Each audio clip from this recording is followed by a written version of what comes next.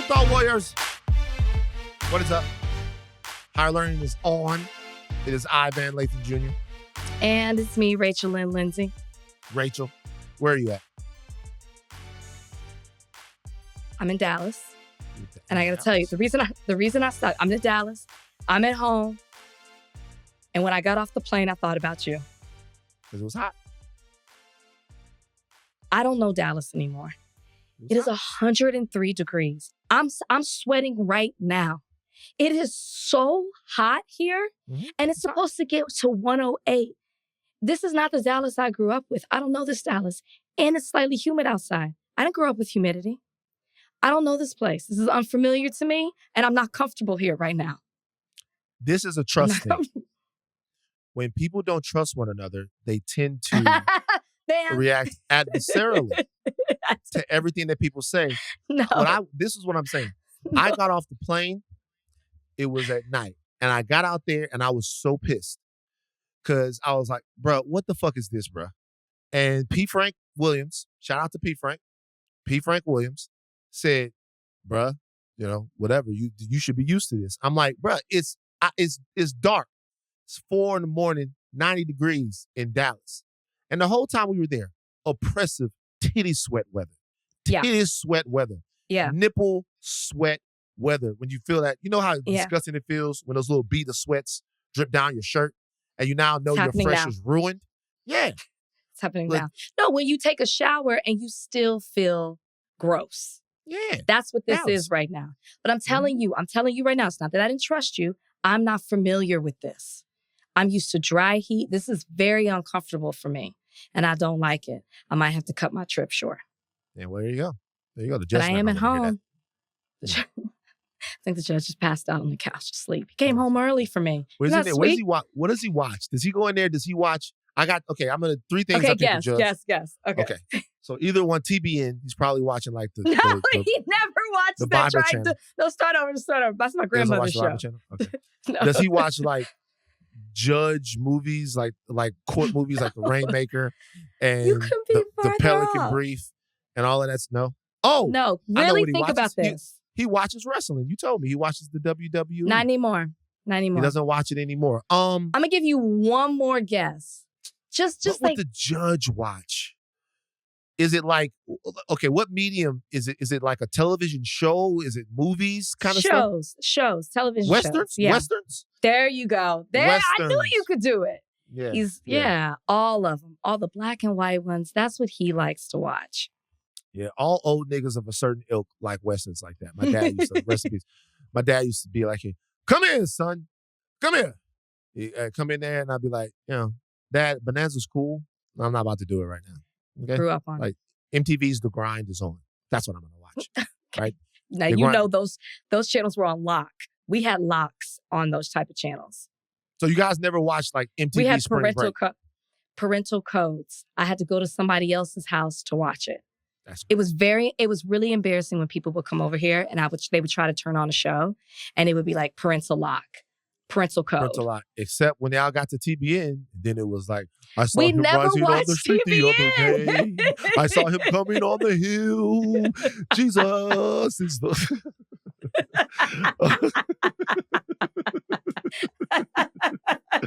We're like concerned. Like, Rachel's like, sit down.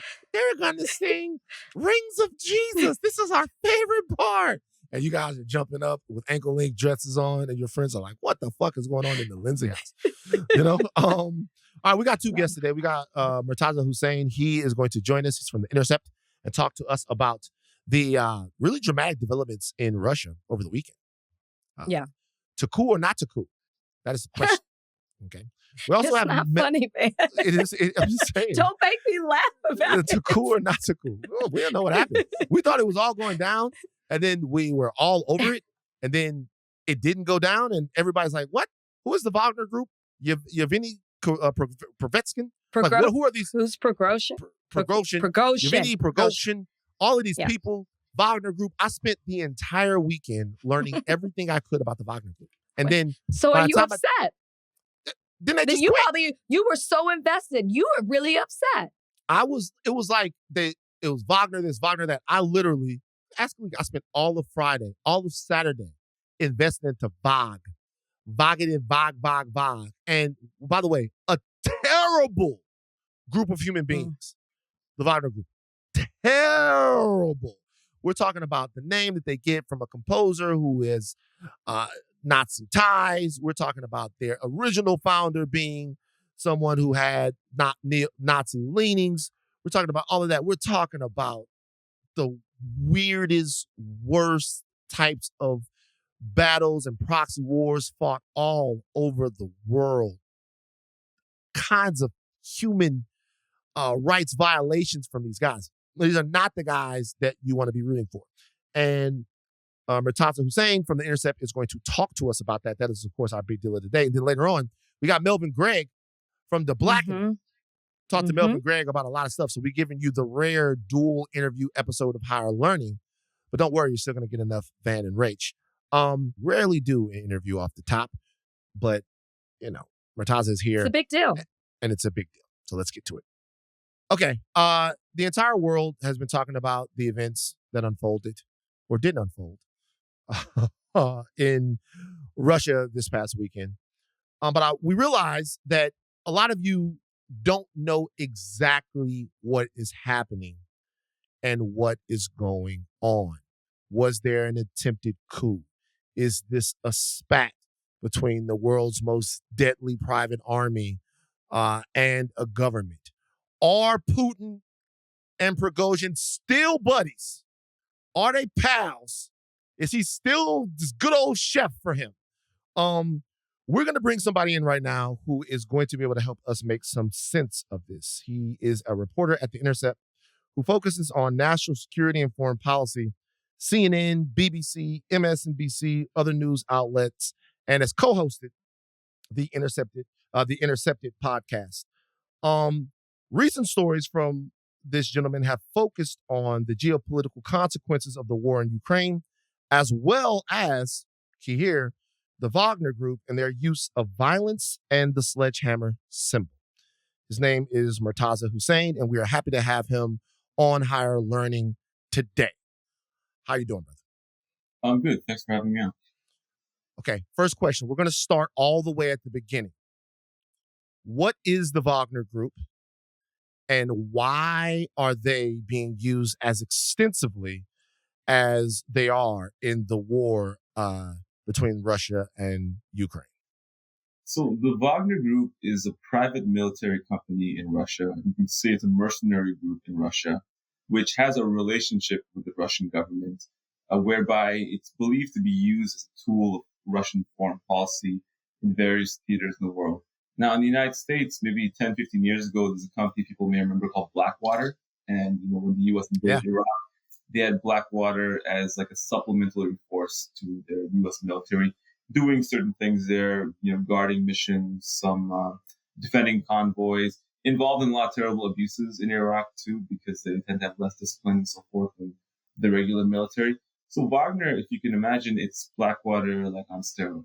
They don't just supplement the Russian military; they actually substitute for the Russian military in many, many different parts of the world, where they're deployed.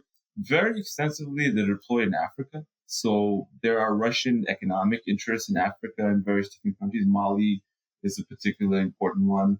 Central African Republic is another one.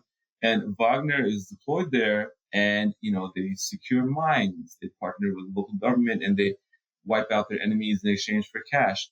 They were involved in a very horrifying massacre in Mali a few months ago, which was documented. Several hundred people were executed and raped and tortured by Wagner mercenaries in Mali. The UN documented this. It's quite extensive. And I think part of the reason is because they're not really military. They're just kind of paramilitary. So they're civilians, technically speaking, but they know how to use guns. They have some sort of training internally themselves, another professional force. And a lot of them are actually former prisoners in Russia. So when the Ukraine war started, there was actually given an amnesty for Russian prisoners, saying that, hey, if you join Wagner and go fight in Ukraine or somewhere else, you can get your prison sentence wiped out. And a lot of people who were murderers and other things actually went through this. And there was some outcry in Russian public. Some guy who murdered a family did a couple months in Wagner, and then he was free and walking around, and he went to mock the grave of the family killed. Some really awful stuff like that. So, very extensively, Wagner has been deployed in Ukraine, fighting in Ukraine, fighting the Ukrainian government on behalf of Russia. Now, why does the Russian government want to do this? I think there's one major reason, which is that the war is generally not very popular when the public feels like they're dying a lot in the war. They ask a lot more questions if their own sons and brothers are dying in the conflict. If you can use some other groups of people to take the brunt of it, who are sort of separate from society in some way, you can kind of keep the conflict going a bit longer without the public getting mad. So the Russian government's using Wagner, particularly to act as like a shield against public outrage over the conflict, because hey, it's not conscripted soldiers, Russians dying, it's these guys. And they also use a lot of ethnic minorities. Russian ethnic minorities are also very heavily sent into Ukraine, disproportionately dying in the conflict.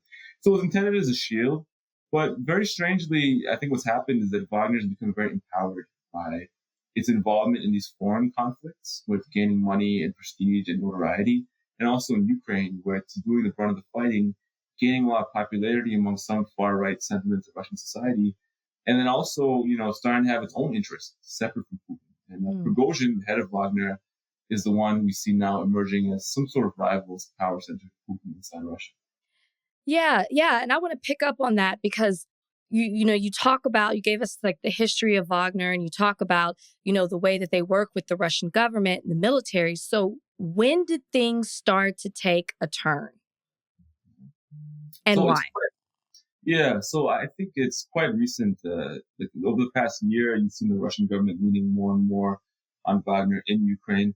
And the war in Ukraine has not really gone well for Russia. It's been a very, very deadly, people say futile conflict. Huge losses, huge casualties in Russian military, Ukrainian military, and also these paramilitary groups like Wagner. They've been dying a lot. And I think that, their own leadership and their own rank and file feels that why are we dying for the decisions of the Russian military high command that, we don't even have a say in? And, why don't we stand up to them? So I think it's not really clear exactly what happened the last couple of days, to be honest. Like everyone's trying to figure out what exactly happened. But what it looks very much like is that there was a rebellion against the Russian leadership by Wagner and by its leader, who at some point thought he put pressure on the government or potentially even overthrow the government after what he said, Yevgeny Prigozhin, the leader of Wagner, said was a missile attack by Russian forces against a Wagner base inside Ukraine. So to be honest, it's not that rare to see in conflicts that the longer it goes on and the worse it gets, the more people start turning on each other. And I think what we're seeing now is different aspects of the Russian state, including this mercenary group, has become very powerful, becoming rivals of one another in the context of a still ongoing conflict. So you mentioned Blackwater earlier, and I remember the hubbub surrounding Blackwater when they got more involved in what the United States had going on in the Middle East, particularly Eric Prince, who was the leader of Blackwater, the top guy of Blackwater. He was somewhat of a media darling at that point. People were doing all of these types of, profiles of him, talking about his military background and all of that stuff. But he did not have, in my opinion, nearly the proximity to the top of the U.S. government as Yevgeny Prigozhin seems to have. There was never going to be a time where Eric Prince was going to turn Blackwater on the United States military and threaten George W. Bush for control of the country. How strong is Wagner, and what made Prigozhin think that he could take on Putin in even an indirect way? Yeah, I think it's two aspects of it. Wagner is stronger than Blackwater was, but also the Russian state is weaker than the American state. So there's less, it's more personalized, it's more centered around one guy, in this case, Putin. There's not these really diffuse power centers and strong institutions. It's a very, very weak and kind of hollow state, you'd say. I think it's very common for dictatorships. They call them like weak strongmen. So, the guy at the center of it consolidates all the power in itself, but it means that everyone else has become weaker. So even the emergence of Wagner, I think, was kind of a mistake by the Russian government. They needed someone to take the hit on the Ukraine war. They thought they could use as ex-convicts and, a bunch of, kind of knucklehead type guys to be that. But in doing so, they actually empowered someone else besides Putin to had some power. And then inevitably it led to a clash. Whereas the United States, like, as you said, Eric Prince, even at the peak of his influence and power, he never had the ability to challenge American institutions. In fact, those institutions at some point kind of turned against him a little bit when he started giving them a bit of a bad name. So just imagine if the U.S. was like a post-apocalyptic, Mad Max style situation, and you had warlords emerging. Post-Soviet Russia is sort of like an apocalyptic state. It has some functioning. It has a very big economy. It has some functioning institutions, but it's a lot weaker and a lot more, I'd say, chaotic than the United States, which can control people because it has a monopoly on violence from the military and the security forces and so forth. If there was this growing sentiment and it was obvious that Wagner was becoming empowered, how were they able to move so far, like through Russia? And how did Putin not see this coming to stop it before it got, they did stop it eventually, but for them to get as far as they did? Well, that's a great question because it certainly doesn't look very good on Putin. He doesn't look very particularly competent or strong after this, even though in the end, Prigozhin backed down seemingly from marching on Moscow, something like that. It doesn't look great when it's clearly not completely in control and when your state is so chaotic that something like that can happen. There were some reports that a few aircraft were shot down by Wagner on their advance towards Moscow. And they captured a city called Rostov-on-Don, which is a very important strategic city for supplying the war in Ukraine as well, too. So I think that the Russian government clearly didn't expect this. They didn't have a backup or didn't have defenses in place to defend against an internal uprising. But I don't think that Putin expected such a thing to happen. And I'm not even sure if Prigozhin had planned on this because it seemed to be quite impromptu. And he announced his march on Moscow after what he said was an attack by the Russian military, purposely or accidentally against a Wagner base that inflicted some casualties. So it may have been a tantrum, the word to put it, or this impromptu uprising. Certainly caught everyone off guard. But I think at the end of it, no one looks very good. Putin doesn't look very good. Not when he's in charge. He looks a lot weaker than he did. And Prigozhin also doesn't look good because, in the eyes of his diehard supporters, he, challenged the king. He challenged the leader of the country, and then he backed down. He left the country. So he also looks kind of weak now at the end of it. I think in the end of it, the only people very happy about this probably the Ukrainians because their major enemy is looking quite disorganized and quite foolish. There's an interesting thing happening on Twitter and some other places where it started to happen, where the Wagner Group was looked at as somewhat heroic figures because you're looking at them challenging Putin and people are thinking, is this going to bring an end to the fighting in Ukraine? Might there be regime change in Russia? And people were like, oh, Prigozhin, go, go, go. The Wagner Group, as I understand it, is an absolutely wretched organization that has been responsible for countless atrocities in whatever country they've set foot in. Why don't you give us a little background on some of the war crimes that they've maybe been accused of or some of the things they've done in, Syria or in Sudan or other places that they've been utilized? Yeah, so Wagner has a Telegram channel and they kind of issue communications there and they talk to their supporters there. And if you join that Telegram channel, you can get actually a sense of their own internal culture. It's very, as you said, glorifying of violence and indiscriminate violence against non-combatants and prisoners of war and things like that. You mentioned in Syria, one of the first places Wagner was deployed as a tool of the Russian government was in Syria to support the Syrian government, was fighting uprising. They did a lot of terrible things in Syria, but one particularly famous incident was the murder of a Syrian army defector by Wagner troops with a sledgehammer. And they beat this man to death with a sledgehammer. They put it on video. They beheaded him. They set his body on fire. And then, they posted the video and his family saw it and they're trying to sue Wagner now and so forth. But, that video, they never punished the people involved in it. They're proud of it. And actually the sledgehammer, after that, became a symbol of Wagner, a symbol of Wagner's, their culture, basically. They made memes out of it. They started selling merchandise with the sledgehammer on it. Recently, Prigozhin sent a sledgehammer to a European member of parliament as like a threat. Like, they're very proud, actually, of doing it. So I think that one thing to keep in mind is that people say, well, if Putin gets deposed, that's great. And we have kind of this idea that, the next person after Putin is more liberal than Putin or better than Putin. I think it's exactly the opposite. Usually when you depose a dictator, democracy and liberalism, it takes like a really specific sort of like conditions to grow in. When you have a really tough, hardened society and you have a dictator at the center of it, very often the person who's going to emerge in their place will be very, very far to the right of them. So I think if Putin were to be, if I were to place him in the Russian political spectrum at the moment, I'd say he's a moderate. He's like a centrist, I would say. And there are a lot of people to the right of him. Prigozhin is just one of them who, if they took power, would be much, much more extreme.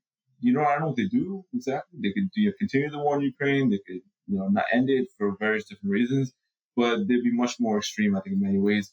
Putin, for all his many, many faults, he tries to govern as like somehow a multi-ethnic Russian empire. That's sort of his vision. Empires by nature tend to be kind of cosmopolitan because they have to be on some level, even if it's very unfair or unjust. But I think, there's very racist ultra-nationalists in Russia who, have a different priorities. And if they came to power, they could govern Russia differently. And they can also be more aggressive against Russia's neighbors because they feel Putin's being soft. That's a very common perception in Russia. So Prigozhin is just a great example. He's basically a warlord. He was a long time, prisoner, and he was very hardened in that experience. He was, caterer. I don't know what that means exactly in practice, but he was known to be a caterer for a while in Russia. And then he became this mercenary warlord. So if he came to power, like I would say that people are happy. The enemy of my enemy is my friend. But anyone thinking this guy would be, a bit more responsible with Russian nuclear weapons, it's a very hard argument to make. And I think, unfortunately, that's just a position that a lot of countries similarly find themselves placed into. When I hear the history of Wagner, it's like not shocking that what happened, or that it could possibly happen again. Another leader steps up and does this, which makes me wonder, is that why you think, because a lot of people, there's a lot of talk on, social news, everything. Why did Putin decide to make a deal and negotiate with Prigozhin and even with the other people that rebelled? And at the same time, everyone's talking about does he look weak with this? Does that, the talk about making him look weak possibly make him more dangerous? Well, I think Prigozhin is very dangerous in the future. Like right now, he has a deal to walk out, but I'd be very, very surprised if he's not. I was surprised if this is over now, I would say, because, if you're a dictator of a country, the fear aspect is almost all you have. That's basically the one thing you have to keep everyone in check. You have patronage, you can pay people off and things like that, but fear is a very, very important component of it. And losing your face is probably the worst thing that can happen to you. It emboldens your other, makes people think that, if Prigozhin could get this far, maybe I can get a bit farther. Maybe this guy we were all terrified of is not really as all powerful as we thought he was. It's the worst thing that happened. So I think that he really, by negotiating, it showed a number of things. He wasn't really ready for the possibility of Prigozhin marching on Moscow. It could end very badly, so he needed an emergency out to get away from that. The situation in the war front could be much more dire than they're letting on at the moment in terms of manpower and forces he has left to deploy. One thing that we saw is it looked like the people who were going to fight Prigozhin if they marched on Moscow were not going to be a regular Russian army. They were going to be these Chechen units, Chechen militias under Putin's control, which are again like a minority group in Russian society, which is sort of loyal, or he's been patronized by him, or his leaders have been patronized by him. They were going to have to fight because maybe Russians were not going to fight. Maybe you couldn't rely on them as much. So I think that, it's very, very possible that he could retaliate in the near future against Prigozhin or others just to send a message now. Because, Russian history, recent history, we see that assassination, poisoning, other types of retaliation against dissidents, both right-wing and left-wing, liberal, whatever they are, whichever part of the spectrum they are, very, very common. So I think David Petraeus, former general, U.S. general, said that if I was Prigozhin, I'd probably stay away from open windows in Belarus, where he is right now. And I think that's unfortunately, or, neutrally, that's pretty good advice, because I think that if Putin doesn't retaliate against him, even after making a deal, he's going to endanger himself in favor of another challenger in the future. Couple things about that. Two questions. Number one, knowing Putin and how he's dealt with his enemies around the world, why on God's earth would Prigozhin march on Moscow without finishing the job? Number one. Right. And number two, if Yevgeny Prigozhin is killed, who is the heir apparent to Wagner? Is there a second that looks to be waiting in the wings to take up the operations of the group in case Prigozhin is killed? Yeah, why he did it is an excellent question without finishing the job. It could have been an unplanned decision. It could have been a spontaneous decision in response to, if it's true, an egregious event like an attack on a Wagner military base by the Russian military. But certainly leaving the job half finished, if he lost his nerve, he might have to pay the consequences of that in the future. It's something which no one looks good now. Because as bad as Putin looks, Prigozhin also looks bad now. He looks equally as weak and as feckless as Putin does. And he doesn't have, he doesn't have an army to defend him. He doesn't have the same state apparatus to defend him as Putin potentially does. So I think that why he did it, I can't really say without speculating, but I would say it certainly seems to be a miscalculation. And in terms of a successor, I think that it's very common with authoritarian states and authoritarian organizations that succession is the number one crisis for an organization or a state which is run by one guy. Because that question of who takes power after, even identifying successor while you're alive is dangerous. Or, that person could just start taking power now and kill you. Or if you create like a structure whereby successors can emerge and there's a meritocracy inside, that also can be threatening. Because then someone could just emerge of their own and people say, this guy's smarter than you are, then let's put him in power right now. So people tend not to want to do that. And, Wagner is a pretty opaque organization, but I get the sense that they probably don't have a very good succession plan. They probably don't have a meritocratic internal culture for new leaders to arise organically.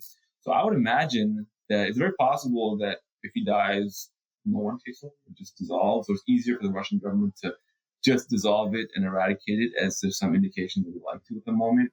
But I think that it's very, very tied to him personally. And outside another force emerging inside the organization who we can identify and name, it's very hard to see how it would continue institutionally.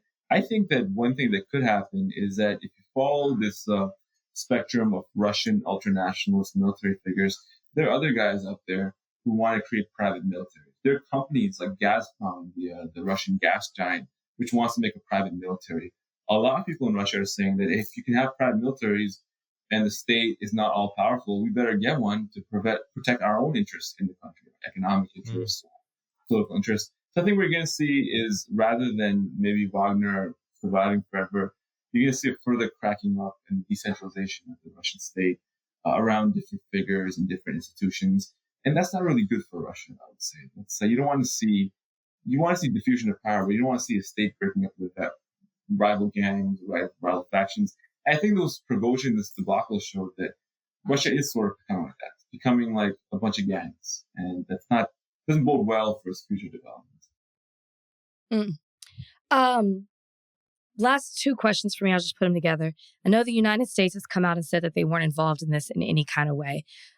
Is that the sentiment that is being felt over there? Do they, in any way, are they tying this to the United States? And then the second part is, I know they were celebrating in Kyiv for what has happened.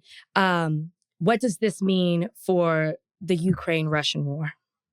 Yeah, on the first point, I haven't seen them trying to tie it to the U.S. and CIA. Some people who are maybe international supporters of them sort of raised that possibility, or journalists observing it and so forth. I think that they haven't, and I think it's unlikely, but I think the reason they haven't said it too is because if they said that, they would look even worse, because then it's like your biggest enemy was responsible for your biggest humiliation. So regardless if they believe that or not, or they thought there was some role in it, I think they would downplay that, or they would just not bring it up. Because, it would add to the negative image of everything that took place. And, Russia is, a relatively closed society in the sense of free press and dissent and so forth is not really permitted. People can log on the internet and things like that, but, it's a much more controlled media environment. So, their own narrative was going on in Ukraine, what's going on in the US is very, very different. And I think they would not like to promote that idea because they don't want to promote the idea the U.S. is strong, the CIA is strong, and they could even turn our own militias against us and so forth. They'll come with something else. Maybe they'll accuse Prigozhin of being a traitor and for some various different reasons and liquidate him in the future. But the U.S. angle, could the CIA do something like that? It's possible. We would not be able to say it definitively, but I think that, it's a bit unlikely. I think it's unlikely, and it's unlikely they would admit it anyways on any side.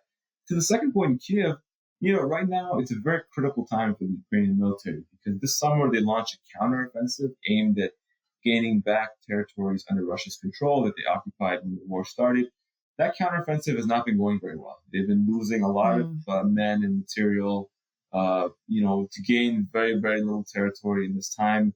So this, crack up of Wagner and the Russian government could be very useful for the Ukrainians. If the Russians are fighting amongst each other, they don't have enough manpower or endurance left to fight us in Ukraine. So our offensive can go a little bit better. And of course, when you're in war, they become mortal enemies now, Russia and Ukraine. You love seeing your enemy fight amongst each other. It's the number one goal of any conflict, actually. The first thing you do is try to drive a wedge between your enemy and get them to do the bulk of fighting. So I think that a lot of them were cheering for Prigozhin to march in Moscow, not because they like him. They really hate him. Prigozhin Wagner has committed a lot of war crimes against Ukraine, but they would love to see them fighting in the streets of Moscow and killing each other. So that didn't happen this time, but the fact that it could have happened, and the fact that those entropic tendencies, those tendencies to cracking up are now showing themselves in Russia, very, very gratifying for Ukrainians. And certainly it's making them hopeful that their counteroffensive may encounter some weaker defense than they'd expect. Wagner forces have been more successful than the Russian regulars in the war against Ukraine. Russia seems to be weak militarily in a way that is shocking, like various parts of the world. They obviously bit off a little bit too much dip on their chip in terms of the Ukraine, in terms of the strength of their army. All kinds of reasons for this. Could be the mismanagement at the top. Could be Putin's proclivity for putting puppets around him instead of actual genius military commanders because of his fear that someone will usurp him. All kinds of reasons. However, there is one thing that's true of Russia, which is they are an enormous nuclear power. Now, in terms of their technology and where they exist with subs and all of that stuff, they have a lot of world-ending capability in terms of their ability to strike at nuclear targets. Is a Russia that is this unstable fighting a war with one of their neighbors and having problems with the stability, should I say, of the country inside of it with warring factions, any of which could take over the country and then have access to those nuclear armaments? Is that an existential threat to life on Earth? Well, that's one reason why I was sort of skeptical that the U.S. would be behind the potential Wagner coup, because I think that as much as the U.S. would love to hit Russia really hard and is imposing a lot of suffering on them in Ukraine, people are worried about exactly what you just mentioned. The breakup of the Russian state, what happens to all that technology, all of those missiles, all of the equipment and very sensitive equipment that exists in Russia. It's a very, very dangerous and, important issue. I think if Russia were to crack up and really break up into warring factions, become like Afghanistan or something, that material could diffuse all over the world. It could be taken over by militias, could be taken over by organized crime, terrorist groups. And even from the time of the Soviet Union, when it was collapsing, the U.S. wanted to collapse in an orderly way because it was concerned about exactly what you just said. So I think it's a very serious threat. I think that one thing I've learned just from observing the U.S. response to the war in Ukraine is that the U.S. intelligence community, which showed itself as being very incompetent during the war on terror. They didn't really know what was going on. They weren't very successful. They seem to know a little bit more about Russia. I think they've trained for many decades just dealing specifically with Russia.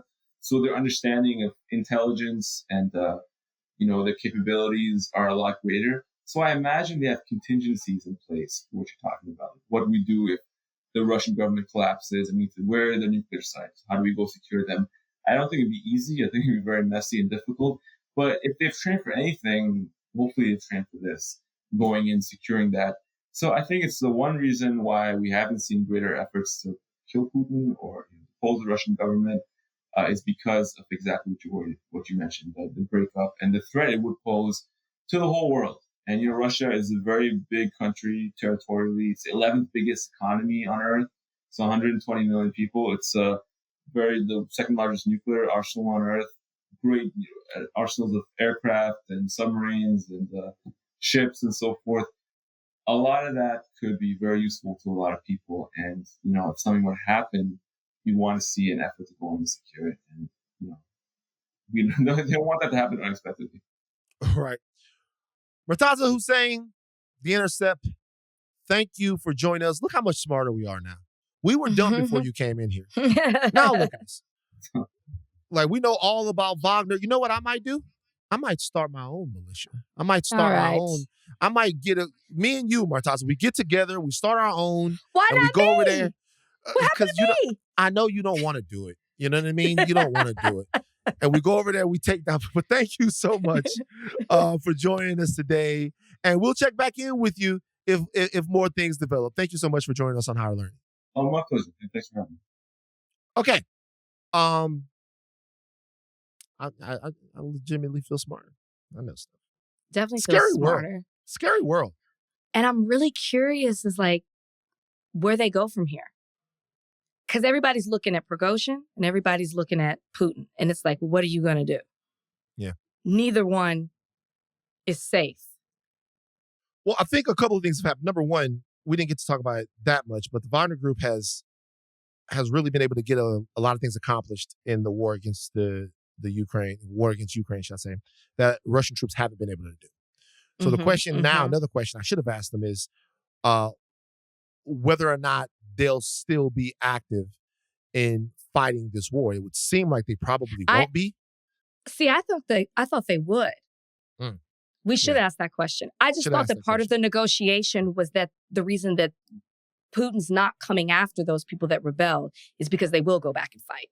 That's what I assumed. Well, then, if Prigozhin is in charge of, this fighting force in the same way, and it's a large, moderately skilled fighting force, although there have been times where they've essentially been proxy wars between Wagner troops and U.S. troops in other parts of the country, and the Wagner Group has gotten their fucking ass kicked. So it's not like but they're, the Russian soldiers at this time just haven't been doing a great job in Ukraine. So we'll see what happens. Okay, so there's a story out of Chicago that has an update. It was updated before we got a chance to go into the story in depth. The woman's name is Carlisha Hood. She's 35 years old. She entered the Maxwell Street Express to get some food at 11 o'clock on June 18th. Okay, she got in an argument with a gentleman named Jeremy Brown, 32, while they were waiting in line for food. The video is absolutely disgusting. Yeah. I'm not sure what they were arguing about, but at a certain point, Jeremy Brown warns her in this video that he is going to knock her out. And then he launches into an attack against this black woman in this food shop, and punches her. Viciously punches her. You probably heard of this story. After that, the woman's 14-year-old son enters the restaurant. He is armed from a gun that he got out of the car. He shoots the man. Here's where the story gets controversial for a lot of people. He shoots the man, and when I first viewed this video, I thought that the man died right there. Apparently, according to reports, this man, Jeremy Brown, was able to exit the restaurant, ran, and the young man followed him and finished him. In addition to that, Carlisha Hood, his mother, it had been reported that she had instructed her son to also shoot Jeremy Brown's girlfriend, should I say, who was laughing and encouraging Brown during the argument. As a matter of fact, when Mr. Brown hits Carlisha Hood, you can hear somebody saying, "He told you." Okay? Now, the details of this But he did not shoot her. He did not shoot her. He did not shoot her. Yes. That. According to reports, Hood had texted her son and told him to come to the restaurant, to come inside the restaurant when the argument became physical. He punched her, and then he was killed. Shot twice, later died. Hood and her son surrendered to the police on Wednesday. She was charged with murder and contributing to the delinquency of a minor and held on a $3 million bond. It should be said that she had a valid firearms identification card and a permit to carry a concealed weapon. That's according to prosecutors. It was first-degree murder, aggravated assault, unlawful use of a weapon, and unlawful possession of a firearm in juvenile court. That's what her son was looking at. These charges have not been dropped. Yeah. These charges against Carlisha Hood and her son were dropped. A lot of people thought that maybe there would be some charges that stuck because of the fact that he followed him. And in following him, the danger seemingly was gone from the situation, which didn't give you excuse to kill. You're shaking your head, Rach.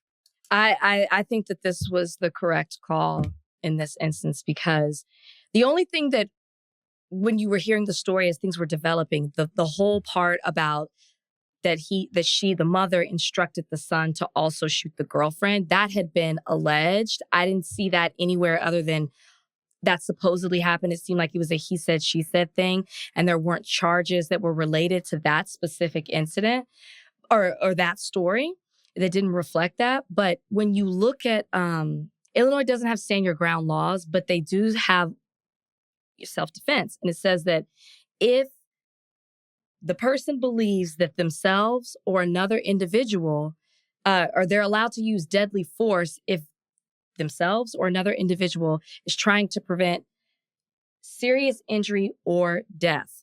What that son saw his mother go through, she wasn't hit one time, she was hit repeatedly. There you go with the serious injury. When he left, that son didn't know if he was going to his car to grab a gun or get a gun from somebody else. The threat was still there, in my opinion. So it made sense for me after for him to see that man repeatedly beat his mother. And I don't know if the gunshot is what made him stop or he stopped on his own. But to see that happen and then see him run out, you don't know what he's capable of doing. To me, the threat was still there. So I'm not shocked that the charges were dropped. So then that's a very interesting point that I haven't heard anybody bring up. But I haven't talked to a lot of people with your legal knowledge about it either. So then the question then becomes, and I'm serious, the question then becomes, is that true for any case? If somebody is in my house and I shoot them because they're in my house and they run out, is it safe for me to assume that they might be running to get something to come back in? In that case, following someone and shooting them, you seem like there would always be a defense for that because you could say, I don't know what they were going to get. I mean, I think people do that. I think that is what we see happening, right? I mean, just the case we were talking about in Florida with the former football player. You know, he went in, he grabbed his gun, he kept shooting. Well, he didn't follow them out. I can't remember if he was shooting from his house. He followed them out. They were in the car. He just kept shooting. Saw them with the gun, so he shot until he thought the threat was, He went back in the house, got the gun, kept shooting. Right. But I mean, he was found. I think that they should have let him go from the beginning. But they made him go through the whole trial process. I think that there's an argument to be made, and I think every case is different, right? You have to look at all the circumstances surrounding it. But I think it is very likely, seeing what that man did initially, it's likely to think that he's running out to defend himself or to go get a gun and finish the job or keep it going. That I think a reasonable person would think that. And so I think the correct force was used. In my opinion. What do you think the impetus was for arresting her on a first-degree murder charge and giving her $3 million bond in that case then? Like, why? The bond, I can't speak to because, I mean, well, probably because it was a murder charge, but $3 million is a lot. But I think they had to at least take her in. I think they're quicker to do that when it's, of course, Black people.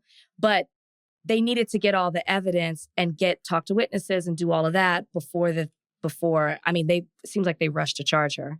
But this happened 4 days ago. But it seems like they did rush to charge her, set the bell and, do all of that. But I think they had to weigh everything out and see what happened. Because just as there's this debate on social media, right? Was it okay for him to continue shooting? Well, I got to talk to people. I got to figure this out. Well, I don't know if that video that we saw on social media was initially available to the police. Don't you think that it would have been a different story? I think if we hadn't seen this video, she'd still be in jail. Well, there's another video that the police posted. And police posted a video of the young man walking. I have to imagine the police saw this video because the police, whoever is shooting that, is at the scene of the crime. And there's another video where you don't necessarily see it happen, but you see the young man walk into the place and pull the gun out and shoot whenever it turns physical, okay? So I have to imagine that the police had seen this video because the people there that were on scene and it made the rounds. I have to believe that he'd seen the video. Now, the video that I haven't seen that people claim exists, but I haven't seen it, is the video of the young man following Mr. Brown outside of the place and shooting him. Because it also depends in terms of, for me, on how that looks. If he's running, he gets shot, that's one thing. But if he falls to the ground and then you shoot him while he's on the ground and he's bleeding, then that seems to be another thing. And I'm just talking here because this is the way I feel about this. This gentleman earned his death. And I don't mean to be insensitive. I don't. This gentleman earned his death. He made the choice. He made a choice to take his right hand and punch a woman dead in her fucking face. Okay? And he chose the wrong fucking one. That's just the way that it goes. I'll tell you something right here. Y'all motherfuckers need to do fucking better. What I saw in that situation, the brutality in which he went in that woman's jaw, the sheer force, the fact that there was no hesitation. Right. Over words. Over words, a place in line, no matter what it was. Over words. I'm sorry to anybody who loves that gentleman. I really am. But he punched a woman in her fucking face and didn't know her son was waiting outside. You mean that it's a Glock 17 in the other room? And I know you guys are now shocked that I didn't get rid of all my guns. I can't. Like, they kept their guns, so I got to keep mine. I'm sorry. There's a Glock 17 in the other room. If I see somebody punching my motherfucking mother in her face, especially if I was 14, I'm going to shoot you. Like, you're going to get shot. Like, there is a societal edict to protect people who can't meet the force that is assailing them. When we talk about men against women, that's what we're talking about. There's a societal edict to protect people who can't meet force with equal force. And let me tell you what I mean by that. That means if that was a child. Yeah. Now, I'm not equating women to children. What I'm saying is she can't do to him what he could do to her. That's a fact. And so because of that, we expect you to act like you got some motherfucking sense. We expect you to be mad and do all your yelling and your shouting. I wouldn't even raise my voice to that woman, but we expect you to do all of that. We expect you to do all of that and not ball up your fist and punch a woman in her face. Multiple times. Multiple times. Like, what are you expecting? Her son is there. He is going to shoot. He is going to do something. Somebody's got to do something. Now, we could have a conversation all day long about where that should stop. Whether or not you follow somebody and you shoot them after. We could talk about that. That's something that we should talk about, and that's what looks like what the law talked about. And that's fine. That's a discussion. Anything that happens, in my opinion, after you take your fist and you punch a woman in her face, you earned that. Yeah. I'm sorry. Well, because Van, anything could have happened, right? You could have hit her once, even though we know he hit her multiple times. Could have hit her once. She could have fallen back, hit her head, died. The way he was hitting her multiple times, she could have had serious, and she still might, serious bodily injury from the way that he was attacking her. Deadly force was appropriate in that situation. And because of his actions, he is also deemed, in my opinion, unpredictable, which is why I say him running out. You don't know what this man is capable of doing because out of an argument in a restaurant, he resorted to punching this woman over and over again in the face. Deadly force is appropriate. And obviously, the DA's office agrees. Have you seen so you watched the video.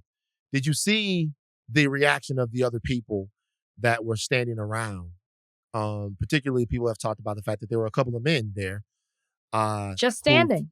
Who fled when the gun came out, but before they were just standing. What do you think about that? They were just standing there. I think that's inappropriate. I don't know how as a man you can sit there and watch a woman get beat on and not do anything. I don't understand how you could look yourself in the mirror and just stand there and watch that. Would you stand there? Of course not. But exactly. That's my point. I know you would, but I'm just saying. But okay, so I'll tell a quick story real quick. So I saw one of the guys there was older. That's an older black guy. Okay. And when we were doing hip hop homicides, we went to a neighborhood in Chicago called Inglewood. Mm-hmm. And we were in the neighborhood, and shout out to the people in Inglewood, and the people that are making things better there. But obviously the neighborhood's fallen on some tough times in terms of the way things go there. It's one of the places that's not receiving the attention, except for people like Inglewood Barbie, who, is really struggling to make her community better. I shouldn't say struggling. I think she's striving to make her community better. She does a lot of good work. And a lot of people are like that. Mm-hmm. But over time, the neighborhood has changed from what it was back in the day. And I met an older guy, and he was on his porch. I remember we were shooting, and he goes, "Just don't come on here. Don't come up here on the porch. Don't come up here. Don't shoot none of this." And I'm like, okay. And so I started talking to him. Mm-hmm. And he had lived in that neighborhood for a very long time. And he had seen the neighborhood turn from what it was in 1962 or 61 when his parents first moved there and he was a little boy to what it is now. Mm-hmm. And he just sat up there and he watched all of this stuff go on. Same home he had, just doing all this stuff. I talked to him. And he was so afraid of young brothers exactly like the one in the video. He was so afraid. He was so afraid. He was afraid because they represented something that he couldn't relate to, that he didn't understand. He didn't understand the propensity for violence. He didn't understand like what they were going through, what they were trying to say, like why they were so angry, why they were so murderous. He had seen so much in his neighborhood that I think, I can't speak to everybody that was there, but when I saw the older black dude kind of not doing anything, I think that oftentimes we don't really think about the paralyzing fear that exists in some of these places. That, the citizens, the black people that have to live there, that they have of the element that we're talking about. Like Mm-hmm. the same criminal element that white people are afraid of, black people are afraid of. They're afraid of the savages and the demons that roam this neighborhood. I'm not saying any of this is necessarily true about Mr. Brown. I don't know his background. I know he was acting like a demon then.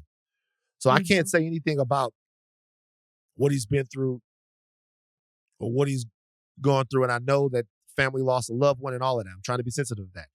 But what I'm saying is I did see a lot of people that are talking about it, and I understand that we need to make protecting our women our highest priority.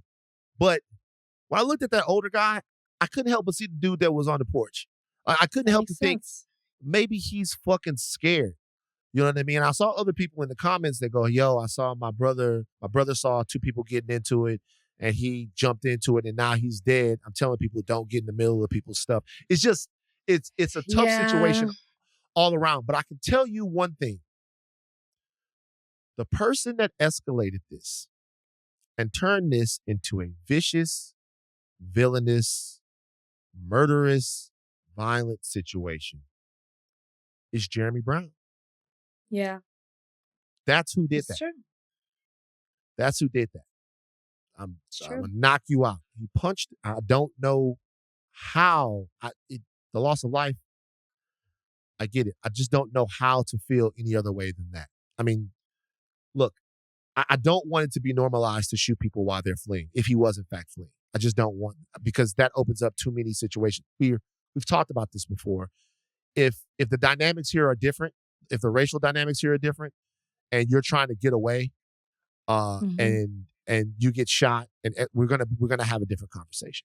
So we want to be consistent in terms of what gives somebody the right to use deadly force. But it's just too. I don't know. I can't fucking do anything but say you shouldn't have punched that woman in the fucking face like that. No, this could have been avoided. Yes, he did. Yeah. So it looks like for right now, I mean, the murder charges have been dropped. I guess that's the end of it. No, that's done. It's Unless over. they come back with like a lesser, like a different type of charge, but I can't imagine they would charge her. So let's go into this real quick before we move on and get the exact reason why. Or do you know the exact reason why they decided to drop the charges? I read that they said that there wasn't enough evidence for the charge. That's what I read. We can look it up. Yeah. What would be enough evidence?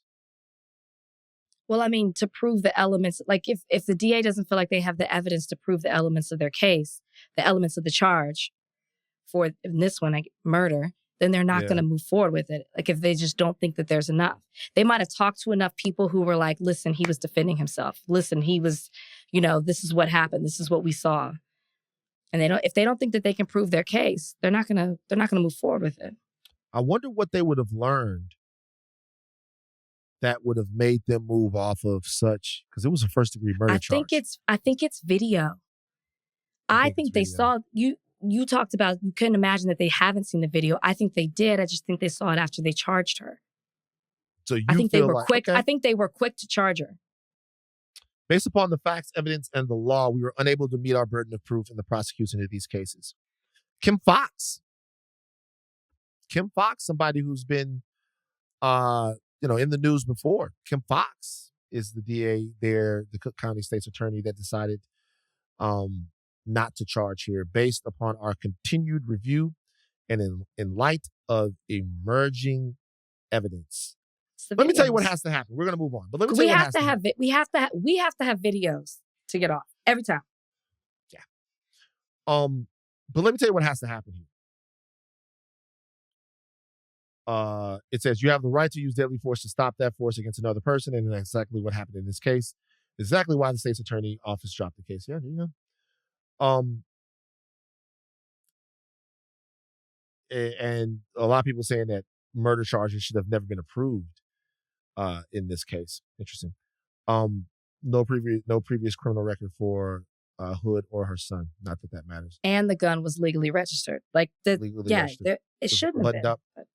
All right, so let me let's have a conversation real quick, or let's begin to have a conversation about what we have to do in terms of talking about violence against women in our community.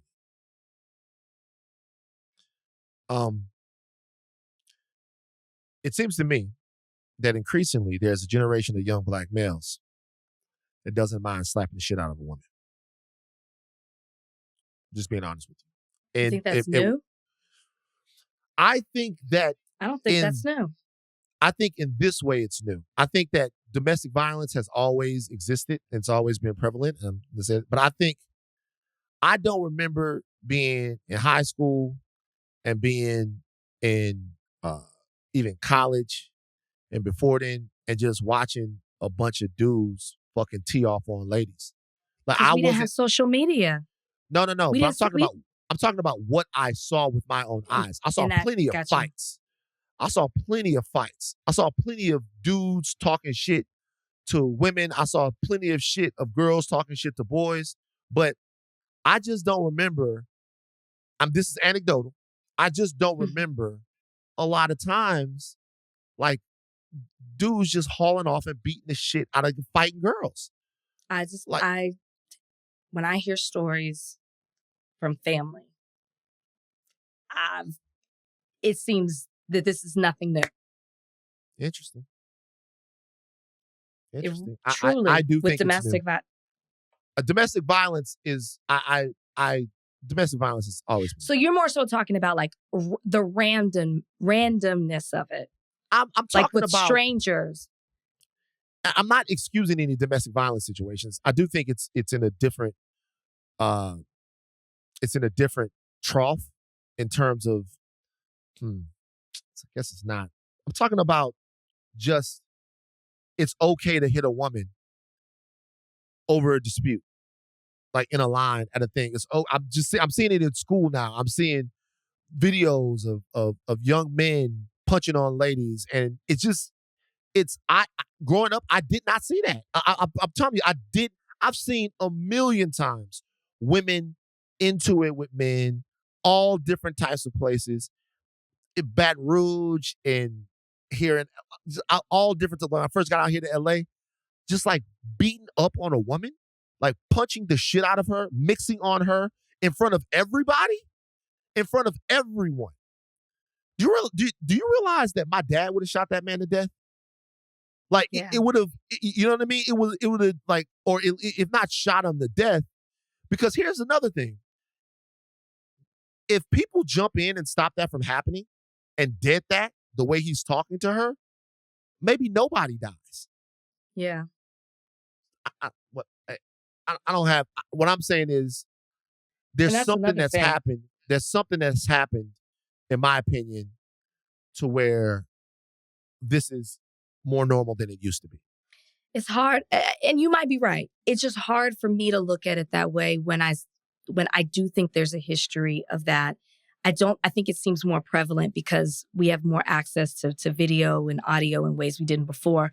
But when I also think of like the music and the way women are talked about and disrespected and disregarded, that it breeds that thought of I'm not saying they're telling you to do that exact thing like you saw Jeremy Brown, but it does breed a culture of almost like looking down at you or disrespecting you or not, not putting you on a certain level. I was shocked by what I saw, but I just don't think that there was a time when it really stopped or let up. I don't see it getting increasingly bad. I think this is just the way it's always been. You think it's just been situations where dudes will haul off, punch the shit out of women in public and nobody would do anything? I'm not saying I don't think it happens all the time. I don't think it happens all the time, but yeah, I really do. Okay. Well, I mean, look,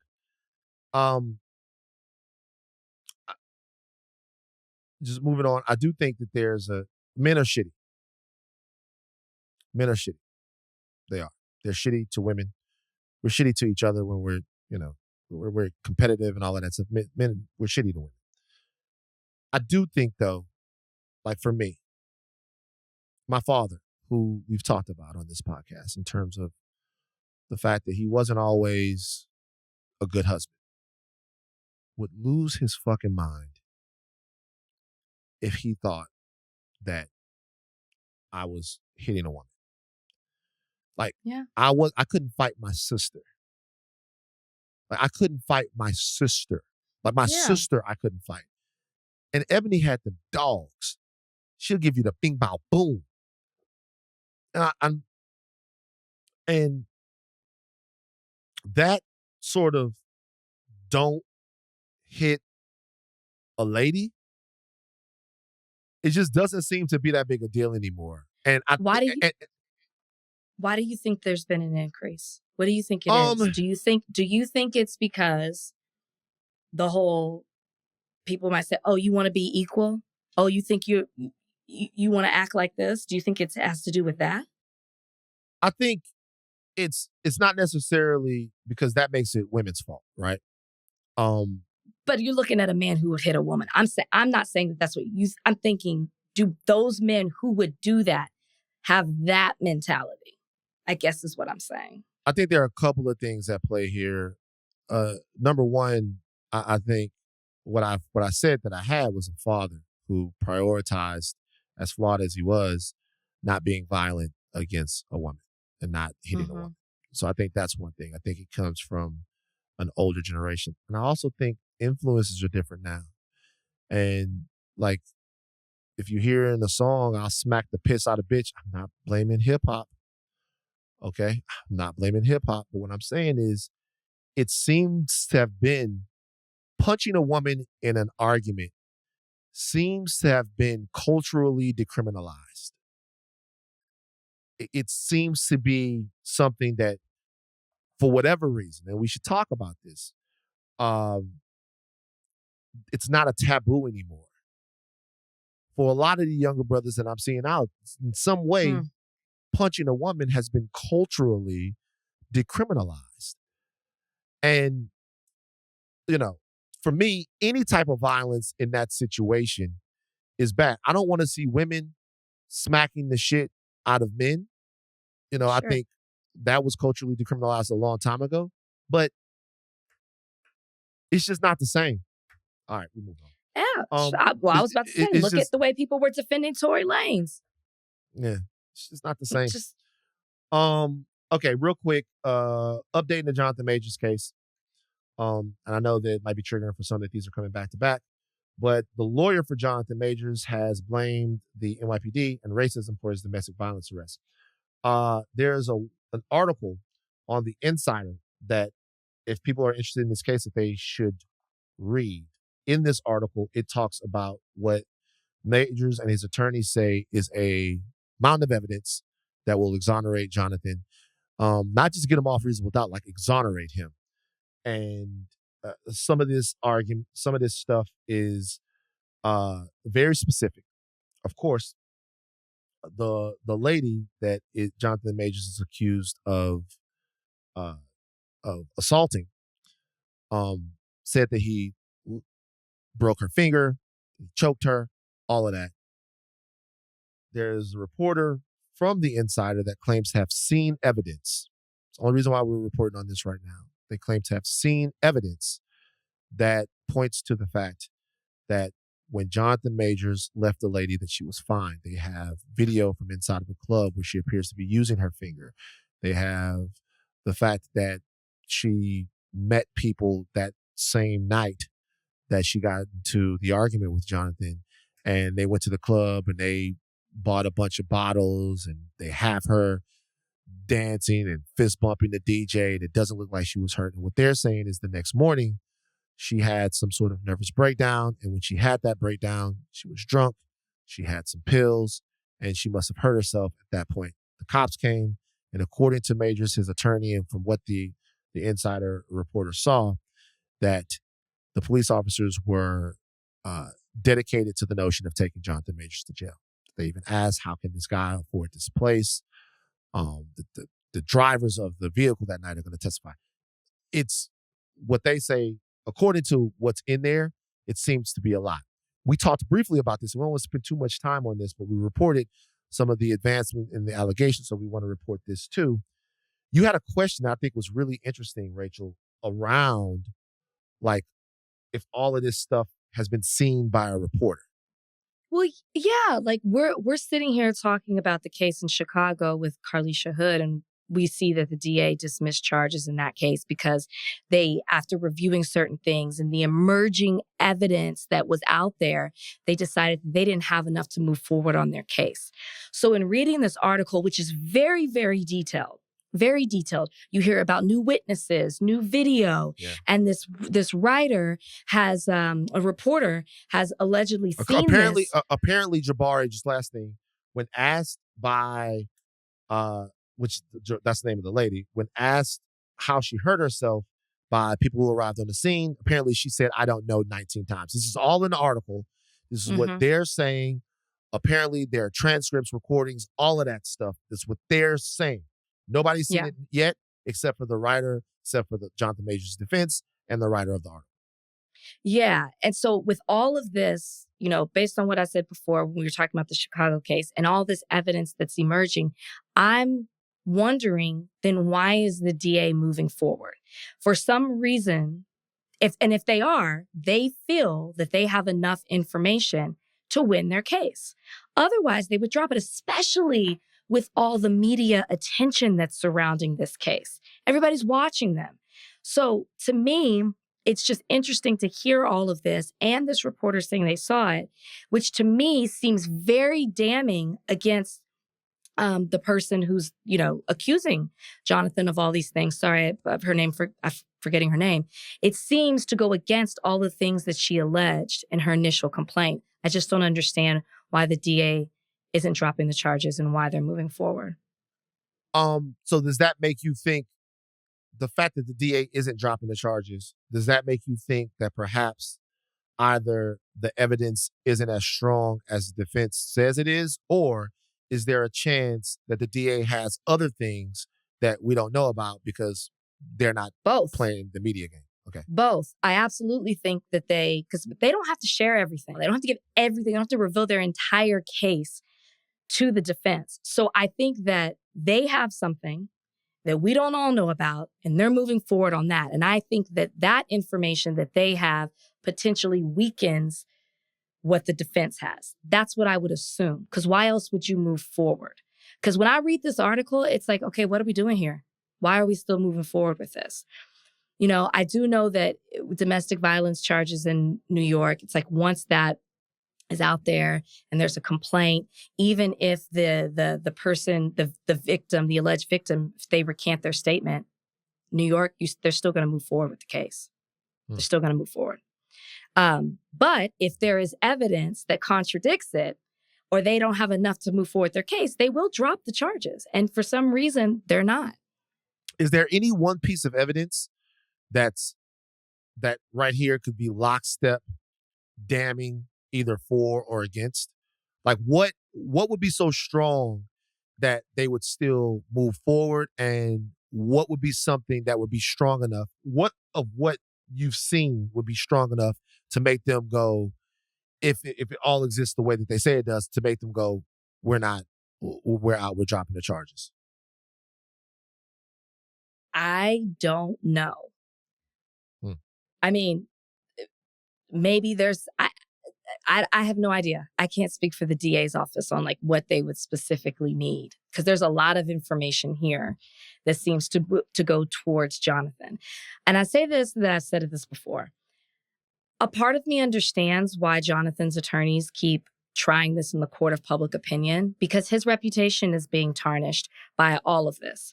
And they want to win favor with the public, because if he is found not guilty or the DA does drop the charges, they want him to be able to pick up where he left off and continue on with his career, and this not be a blemish on, you know, his record or his reputation. So I understand what they're doing, but I also really wish that they would just like stop telling us all this information. They can't. I really do. They can't. I know, but I wish that. Because things wish. are moving so quickly in terms of projects and all of that stuff. And this could, I know. So they're trying to maintain that. So just to say, his lawyer told Insider that they had hoped that the misdemeanor assault charges would be dropped by the prosecutors in Manhattan, but that Jonathan is eager to prove his innocence to a jury. All right, we're gonna change the mood a little bit. We're gonna get to Melvin Gregg from The Blackening. All right, the movie is The Blackening. It's hysterical. You guys have to go see it. You have to go see the film, not just because it's an all-black cast produced by black people. Just go see it because it works, because it's good, because it's amazing. 87% right now on Rotten Tomatoes. And we have one of those fresh tomatoes on the show right now. Melvin Gregg, look, somebody whose career I've been watching for years as he's gone from being someone who was on the Vine situation, who was on television, and who is now making his mark all over Hollywood. He's in The Blackening. He joins us on Higher Learn today. Brother, how are you doing? I'm good, man. Thanks for having me, and I appreciate those kind words about the film and myself as well. It's a good film. It's very novel, the idea that it takes so many of the tropes that involve black people in horror movies and like makes fun of them, almost a meta commentary on how they do us in horror movies. When you first read the script, what did you think? It was a breath of fresh air because I don't really like horror movies for the most part because of those tropes. It's like some of them, like the old school, like Freddy Krueger, Leprechaun, like they were entertaining, but like the newer like slasher films, I'm just not a big fan of them because I feel like people don't want to survive. It's like, this doesn't make sense. Like, y'all not trying to live. Y'all just trying to set up this movie so I could sit here for an hour and a half and be scared. It's like, why are you doing this? Why are you doing that? So a lot of the, trepidations I had with the genre, we addressed in this film. And also the comedic tone was just like, it was right in my wheelhouse, type of stuff I want to do, where it's grounded comedy. You're not really playing for jokes. It's just the honesty of the moment and the situations which make it funny.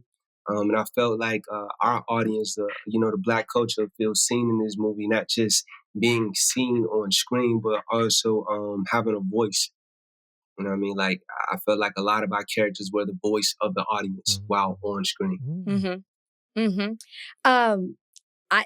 a hilarious movie. I don't know what I was expecting. I didn't know if I was gonna be scared, if I was gonna laugh. I got a little bit of both.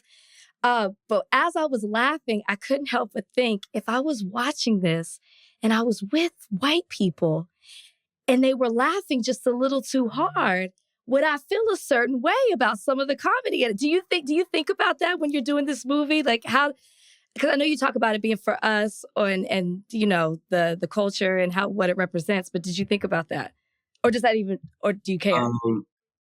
Nah. So it's like, I'm always conscious of that. Just being black in America, you always, when in mixed company, you tend to be conscious of it.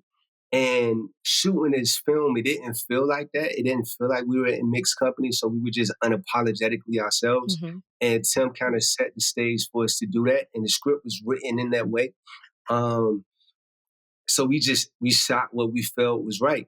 And when we premiered it at TIFF, the Toronto International Film Festival, it's like this one slot. It's called like Midnight Madness. It's like a big slot at this festival. And I would say majority of the audience was like older white people. I'm like, they not gonna get these jokes. Like, they not gonna get it. I don't know how it's gonna play, but they loved it. It's like they might not have gotten all of the intricacies of like spades and the terms, but I think it's more so about the relationships between the characters and the friends, and then just trying to survive that people related to. And if they don't get spades, maybe they can relate it to Yahtzee or something that they do play where, the stakes are dire when, the card game is going on. But they seem to relate to it. And somebody asked that question to Tim, and he was like, I make movies for myself and like 3 of my friends. And hopefully the world loves it. But I can't go in making a movie thinking about what everybody else is going to like, because it's going to lose the essence of what it is. So I feel like that resonated with me when he said that. But yeah, I feel like everybody enjoy our culture. We got the most influential culture in the world, and it's just us being us. So I feel like we could do it on screen too. Is there anybody that you look to and go like, I want a career that kind of follows in that person's footsteps? Because obviously there's a lot on your shoulders, like keeping the baton and the tradition of light-skinned niggas going. So like with that, is there anybody that you look at and you go, I have to continue, I want that person's career? You know, it's no light-skinned legacy that I feel like I gotta uphold. You know what I mean?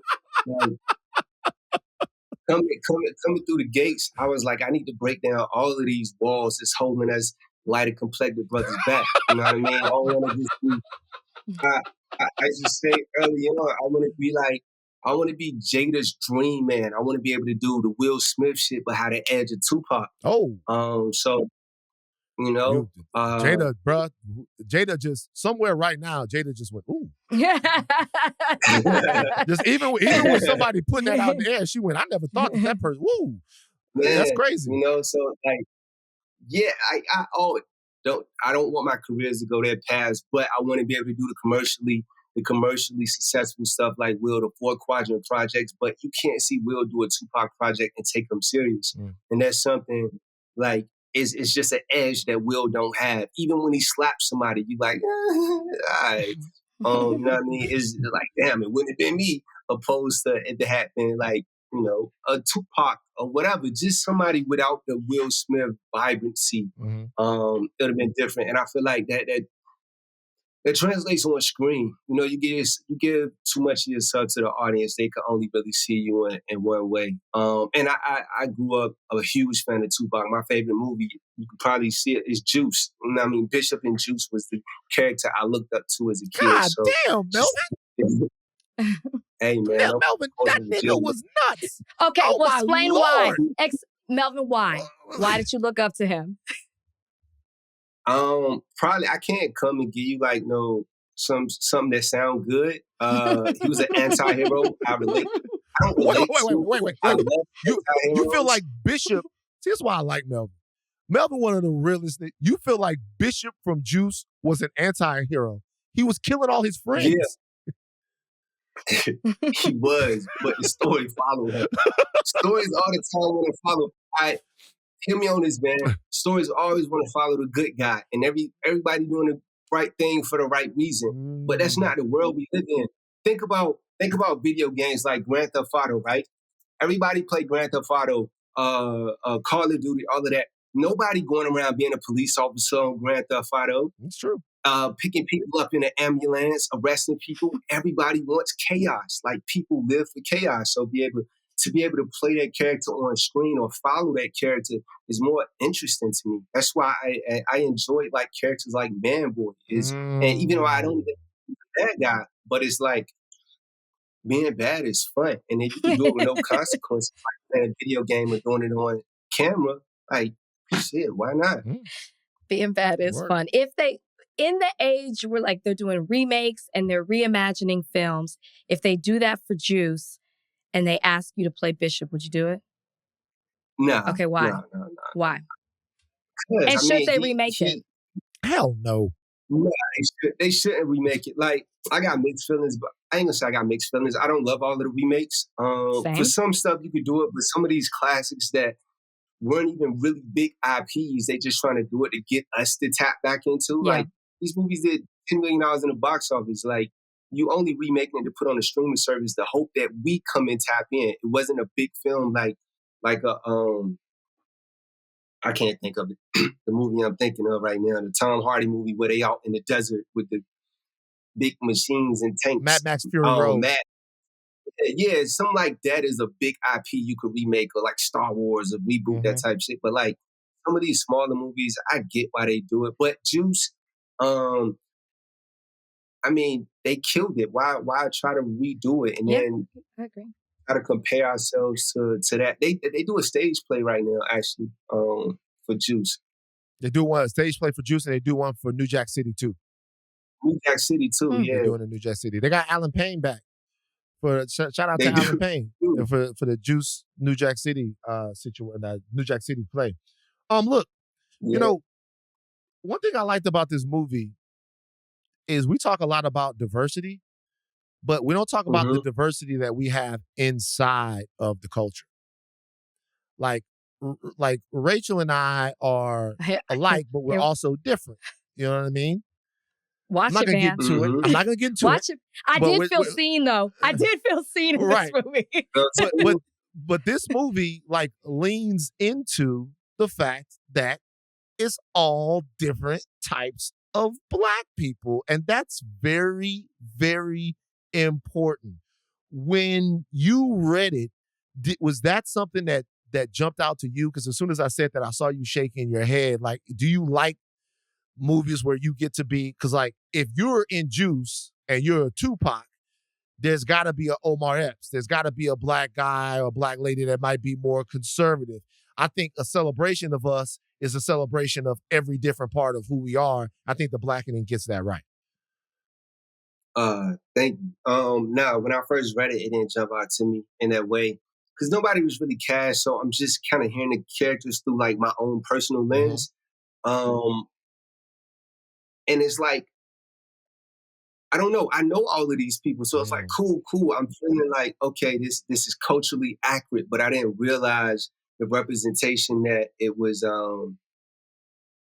touching on within the culture until we were actually filming and I got to see what each person was doing with each character, because a lot of times you only get one of the 7 that we got in this film. We typically only get one of those in this genre. And in other genres too, you know what I mean? In a lead role like this, where you kind of see the person rounded out more so, you get to know these characters, you get to know the Cliftons and the Shanikas and the, Allison and Kings in a way that I don't see too often with our projects.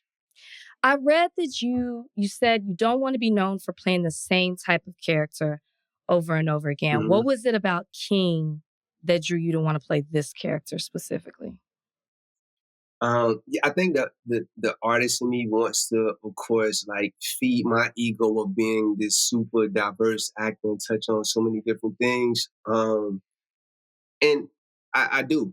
But I also lean into playing these thug roles because I know these people like intimately. Like I grew up, my cousins, everybody around me, like were these people, but they are people. And a lot of times portrayed on screen, you don't get to see who they are. You might see him rob a corner store, but you don't understand. He has a sister at home with cerebral palsy who needs medication. You know what I mean? It's a John Q situation to a lot of this. Or, he comes from a broken home, or his dad wasn't there, or his mom is on drugs. You really don't understand who these people are. So to step into those spots, I lean into them, even though I don't want to just do that because I understand the business of it. But with King, more so, I mean, I'm not going to talk like this was an Oscar-winning like role and I had to do so much to get into it. But a parallel that I drew from was after I did Snowfall, all of a sudden I keep getting cast as a thug. And I was like, I don't want to keep doing it. I don't want to be seen as a thug. Before that, I was just a basketball player all the time. I was like, I don't want to just be seen as this thug. I want to be seen as something different. So I want to do different stuff. And then when I read the script, I'm like, oh, King going through the same shit. Like, people just saw him as a thug, and he wants to be seen for who he grew into. The man he is now is a real estate agent. He's into, breathing, different breathing and meditation and all this type of stuff. So I thought that would be something cool to take on in a nice way to segue out of the like my little thug era. Was y'all hooping on the set? Did y'all get any run? I know Sync would like to play. Nah, not at all. The closest we got to hooping, which wasn't even close to hooping, we was working out on the side of the road. And what is that area called? It's by UCLA. That's Westwood. Westwood, yeah. We are. Is it Westwood? By UCLA? Mm-hmm. UCLA is in Westwood, yeah. Okay. Westwood, yeah, Brentwood, yeah. Yeah. So we out, we working out on the side of the road. And if you've seen the movie, Saint Croix, his costume is like a jumper with a white beater on. So he got it tied around his waist. And me, him, and Jermaine on the side of the road lifting weights until somebody called and made a complaint. But yeah, that was the closest we got to the Blackening. They saw it for real. I got two. I have one question that's two questions, just about anything. What is the dopest thing out there, and what is the wackest thing out there? What's just dope out there, something that you love, and this what's just whack, something that you don't fuck with? In cinema? Nah, just period. In life? In life. Fatherhood is dope. Mm. That's like the dopest shit ever, man. I knew I always wanted to be a dad.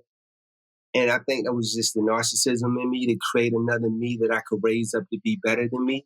But after having kids and like, it's indescribable.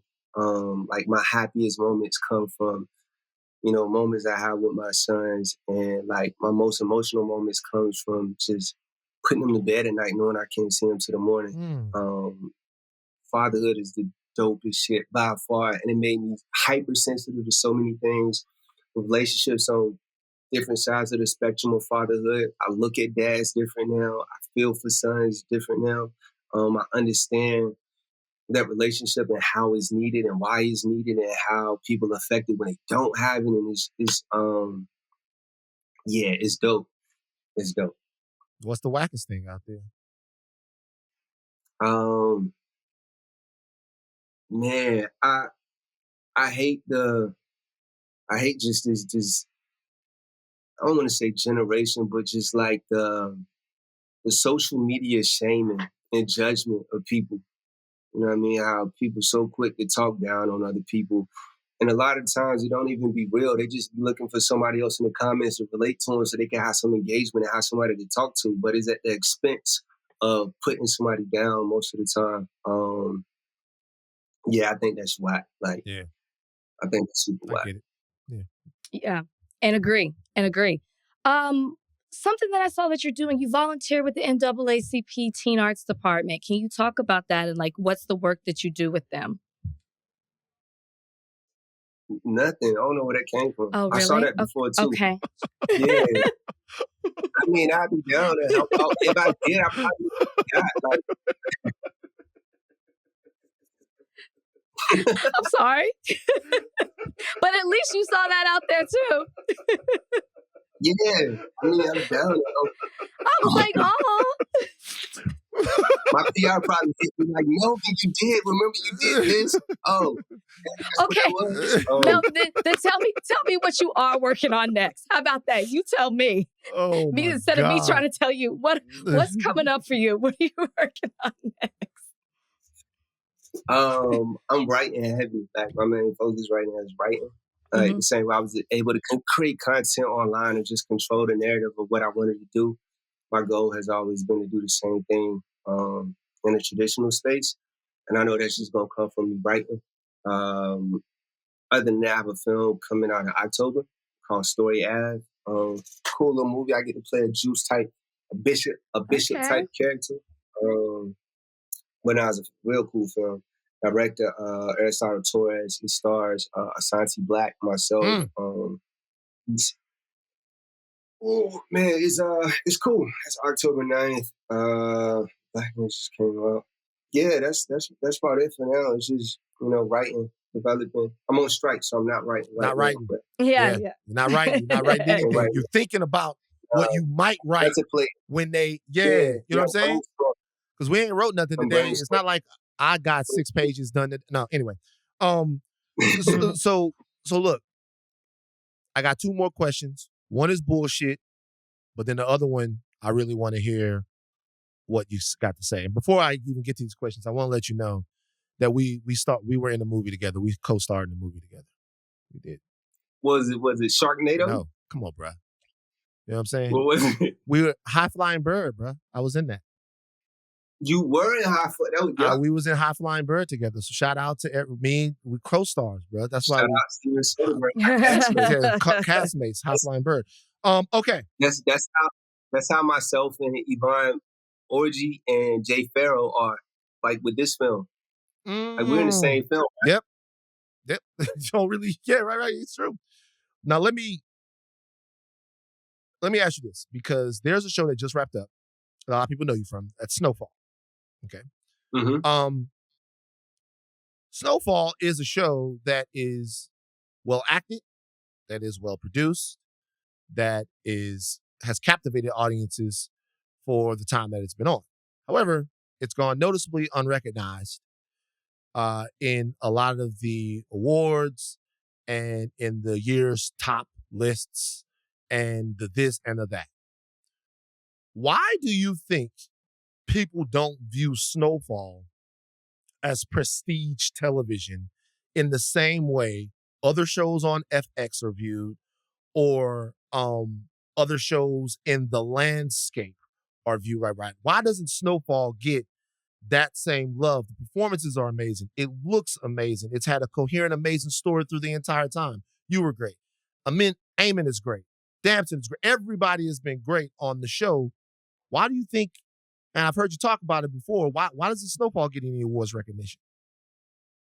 I can't tell you. When you say other shows in the same landscape, like what do you mean? I mean, like Atlanta. I mean, like shows. I was thinking about the FX shows. I was like Atlanta, or other stories. I'm not talking about that deal in the same type of subject matter. I'm not talking about like Power. No. I'm not talking about Power and stuff like that. Shout out to 50, but I think we know Power is a little bit more of a soap opera.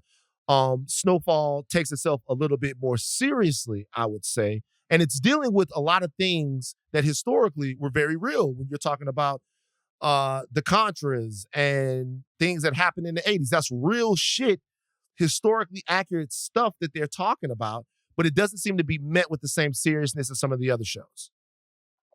Right. I mean, I could be political and say we make the show for the fans and the fans love it and it's the most watched show, and with our audience, we get the awards.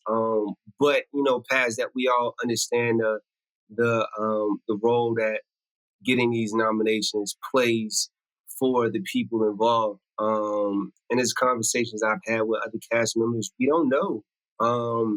All we could do is put our best foot forward and try to make like the best product we can do and not worry so much about that.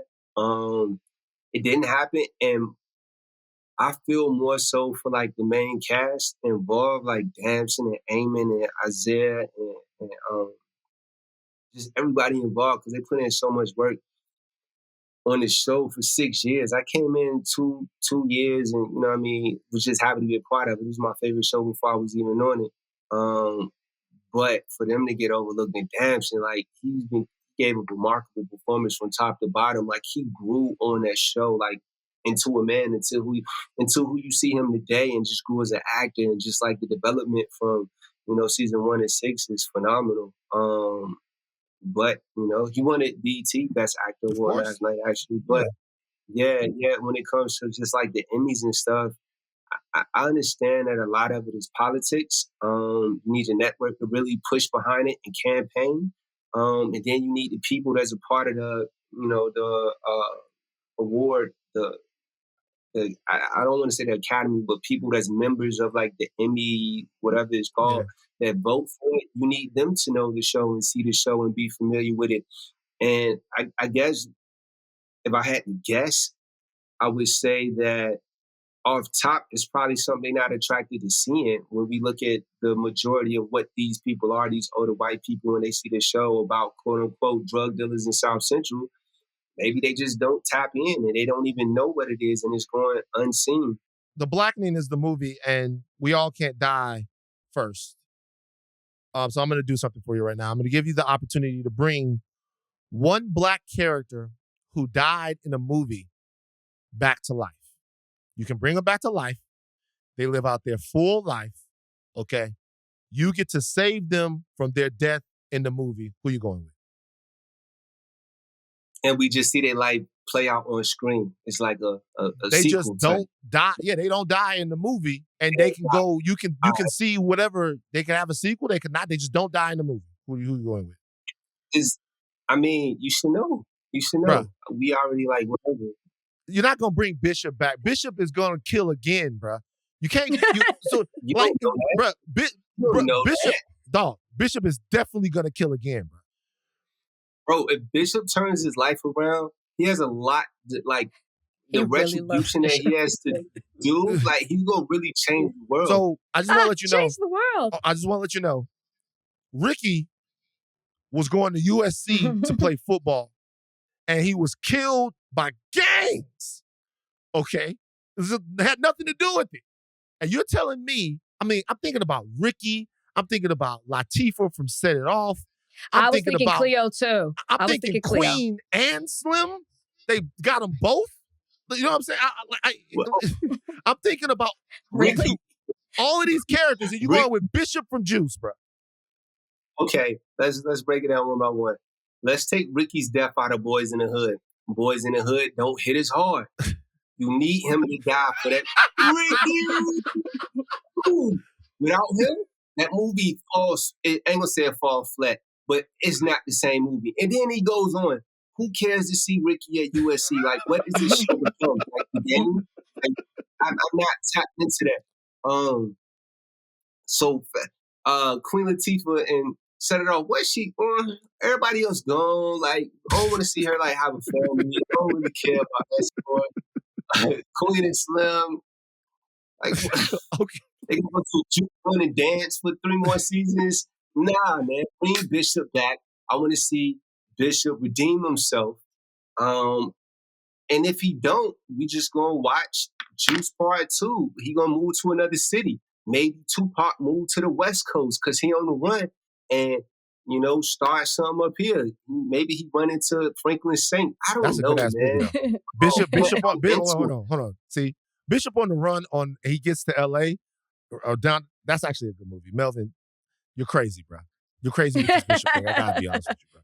Y'all, that's Melvin Gregg. I'm telling you guys right now, we're in such a great point in Black Hollywood where we have all of these amazing actors who are able to do their things. And the one right now that's on our screen, something special. Going to be around for a very, very long time. Going to have a huge career. Melvin, I'm surprised we haven't connected before this, brother, but we're so happy to have you on Higher Learning. Thank you for joining us, bro. Thanks so much, man. I'm a big fan. I used to see you all the time at 24 Hour Fitness back in the day. Giving people work. Giving people work is what you're saying. Giving people work, man. Yeah, giving people. You know what I'm saying? Intense on it. Yeah, I was. People like I stay away from 24 Hour Fitness. Yeah, no. 24 Hour Fitness got a little bit toxic, bro. I had to stop. I got a dog now, so I'm chilling. Melvin, though. Yeah. Thank you for joining us, brother. Melvin the man. He's great. You like and him? Y'all got to go see The Blackening. It is so funny. So funny. Y'all say y'all like black people, but y'all don't be going to see black people movies like that. Y'all need to support this. Like, go out and see the movie. The movie's good. Like, go see it. You know, I know things and even if you're not black, Melvin said it's okay for y'all to laugh. It's okay to laugh. Go Don't enjoy laugh too yourselves. hard. I'm not fucking with you. BET Awards for last night. Did you watch? I did not. You didn't watch? I feel like Awards? No, I didn't watch this year. And maybe a part of it is because I've worked it the last 2 years, and this is the first year I didn't work it because I don't work for Extra like that anymore. So, and Extra didn't even cover it on the carpet. But wow. I know. So it's like part of me is like, oh, I wish I was there. But I did follow along on social media, the fashions, who was there, some of the performances. So, you know, I guess I supported in that way. You watched it? A little bit. Mm-hmm. I'm not into award shows anymore. But I wanted to see what was going on with Ice Spice. Look, speaking of her, Lil Uzi Vert and JT had a kerfuffle, scuffle at the BET Awards, and it's on video. Natalie Nunn supplied us with video. That came from her? One of the videos I saw came from that. Oh. And that was one of the videos where it shows JT whacking Uzi with her phone. She threw her phone at Uzi and accused him of being a groupie. Now, people are saying this is around Ice Spice. That he was being a little too friendly with Ice Spice or whatever. He said it on the stage, and then like they're saying that this is about Ice Spice. Well, he said it on stage. Is Ice Spice something? Yeah, he revealed a new song, and in it he said he's got a girl and she's got a fro like Ice Spice, and she's nice. And I gotta be honest, like that if that's my man talking about another woman who happens to be right here, I'm gonna feel a little certain way. I'm not throwing my phone at you, but I'm gonna have some words for you when you get off the stage. And then I gotta see a photo of the two of you circulating, cuddled up. not cuddled up, but they're close. The two of you making the rounds as well. It just feeds the narrative of what was on stage. And now you got everybody talking and making me look stupid. And you're my man. Yeah. My feelings are going to be a little hurt. So then you will resort to violence because her taking her phone and throwing at it and throwing her phone at him is domestic violence. No. Yes, it is violence. JT is guilty of domestic violence. I saw it right there. Yes. I don't condone the violent part. I do understand her being humiliated and her feelings being hurt. I do. What did he say? That's embarrassing. What he said something about like she's got a little fro. Donnie or Ashleigh, maybe you can find the clip. She's got a little fro, like Ice Spice. She's nice. I don't think he says wife, but he might say wife. Hold on. Let me look at this. I got to see what this is worth. Uzi Vert, Ice Spice lyrics. JT throws phone at Lil Uzi, calls him a bitch ass nigga and goofy at the BET Awards. Or groupie. We don't know. She either said groupie or goofy. Wait a minute. Hold on. Oh, here it is. Oh, yeah. It's called Spin Again, Spin Again, Spin Again. Pull up in a fishbowl, ooh, clear lens. Spin again, spin that shit just like I'm a ceiling fan. I got too much. What? I got the bitch fuck. I get your bitch fuck wet. I get your bitch fuck wet. Okay, bitch, get to the part. Hold on. Okay. I'm fucking the dog shit out of this bitch. Her wig came off twice. She had a little fro. She looked like Ice Spice. Donnie, go ahead and run it. I got a nice wife. I'm out of this bitch. The wig came off twice. She had a little fro. She looked like Ice Spice. Oh yeah, he doubled down. Yeah, he went hard on the Ice Spice part. Go, say it again. Play it again, Donnie, because they called a little clear out for the Ice Spice part. Go ahead, play it again, Donnie. The wig came off twice. She had a little fro. She looked like Ice Spice. And then BET Awards. Messy. They cut to Ice Spice. Yeah. Messy as BET Awards. Yeah. She's embarrassed. Her feelings are hurt. But the violence, no. She had never heard this song? No, it was a new song. So she had never heard this song. So he's just playing with her. He's just playing in her face. It seems like it. I can't understand what he's saying half the time. Maybe she didn't either. I don't know. Maybe she heard and she wasn't paying attention. So look, is it bad? Because it's the specificity, right? It's like the fact that he said Ice Spice. Because if he was just like, fuck a bitch or like nut on the stick or whatever like that, then it's like, that's okay. But the fact that he singled out Ice Spice is the thing that's pissing her off. You can't do that. And then they took that picture together and everybody it's like circulating around. Yeah. But you also can't resort to violence. And I did have a huge problem with everybody posting their videos, and it almost seemed like they were glorifying or excited by what JT did to Uzi. She threw her phone hard at him, could have hit anybody. I understand Natalie Nunn being excited because she probably thought she could cast her for the next baddie show. She said she said I should cast JT she did? Yeah. See? Yeah. But I don't like the fact that everybody seemed to be excited by it. And as you love to always point out, if the roles were reversed, this would have been a totally different situation. And neither one are okay. She should not have done that to him. That's not the way to handle that situation. I'll say this. Women always excuse violence. Like, there's a whole show called Snapped about women who killed their husbands. They're not excusing Snapped. We're not excusing Snapped. I watch Snapped the same way I like to watch Dateline. Okay? Yeah. And both are killing shows. At the same time, though, it's like Snapped, the name of that show, implies that they were pushed so far that they snapped. So the name of the show inherently implies that a nigga deserved to get killed. No, it doesn't. It does. No, but if you watch the show. Wait, if it was a show called Snapped and it was men who killed their wife, well, she kept burning the bread. I had to fucking shoot her. That show is not going. It's uncharacteristic.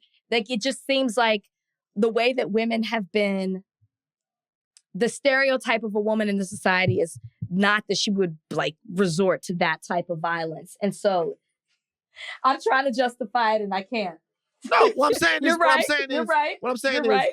since we've had an episode that has so much to do with, violence amongst the sexes, is there something that we need to sort? Because like a woman slapping a man, none of this excuses the retaliation. But I'm saying, don't we need to not be like, yeah, I'll smack the shit out of my nigga too if he was saying the Ice Spice Fro dance song and stuff? That's not, we can't encourage that.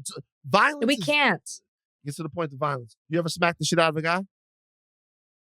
No. But I did have to think about that. I don't believe you.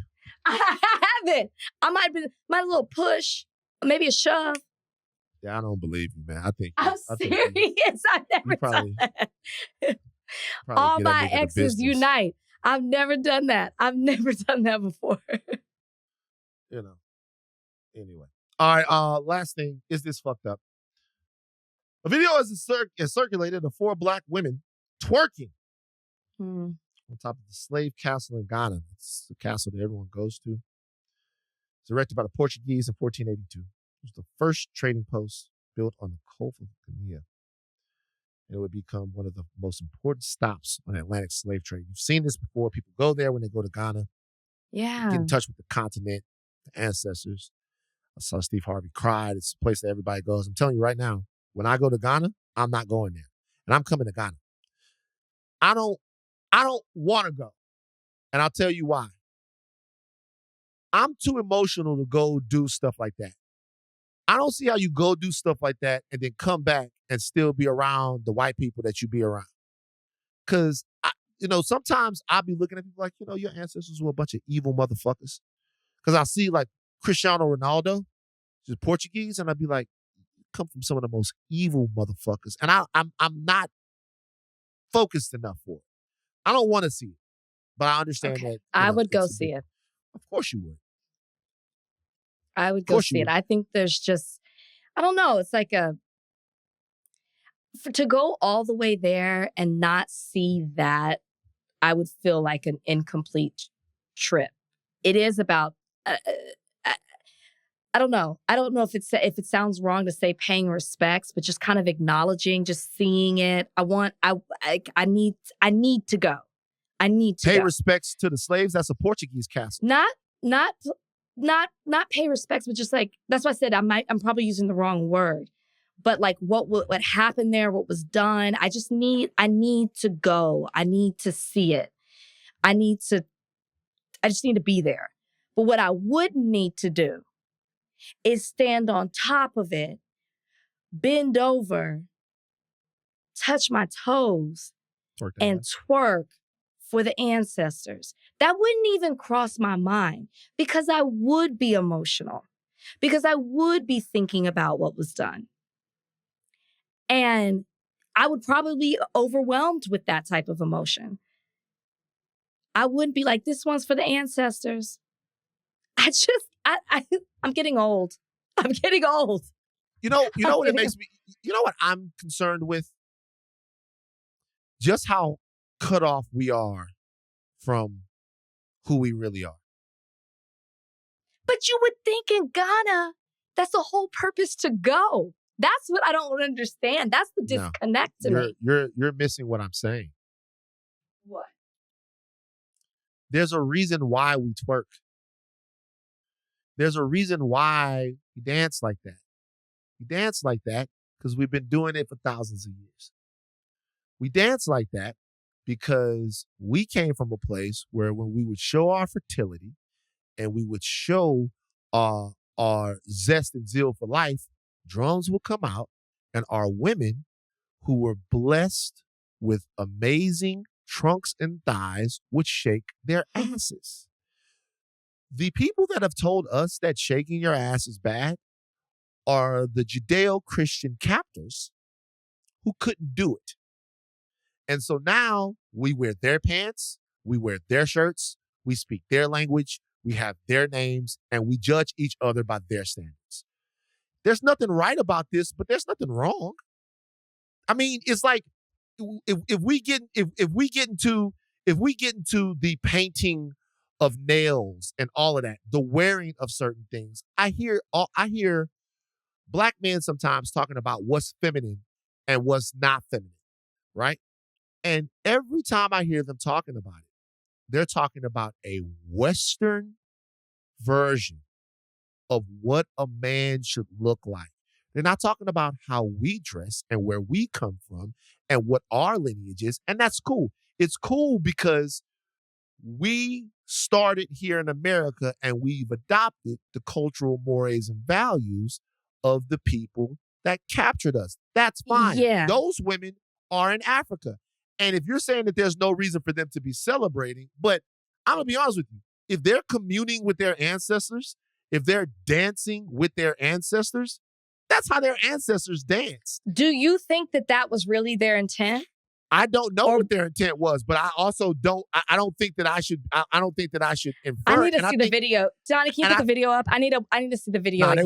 They was throwing that ass. They was throwing that ass. I'm not, like, you know and I don't disagree with the history of what you're saying. I don't disagree. I'm not. But I think just because Donnie, play it. Yeah, see, they throwing that ass. Nah, they throwing that. They throwing that ass. But look, but I'm saying though, to me, I just don't see why we're so uptight. We're so far from the way we're supposed to be and who we are and all of that. It's just it's interesting. When those women, when they bring the drums out and they would dance. No, I can't. There's mapuka. There's all kinds of different dances that come from the continent. We dance like that and get busy like that because it's in us. That's who we are. So why we gotta be? I understand what you're saying, but when they do it, are they like bent over and the man's behind them? Is that like, because I feel like that's what twerking is here. They like weren't now. bent over. There wasn't no men there. Why you saying there wasn't no men there? That's what they do. But like that, what they were doing was for the purpose of social media and like a twerking as if they were on a dance floor, like for the man to get behind. There's a difference, Van. There's a difference. I don't think so. I think the only difference is they were celebrating. So they were celebrating the ancestors. What I'm telling you, it's not about celebrating the ancestors so much as it is that there's nothing wrong. There's no right or wrong place to shake ass in celebration.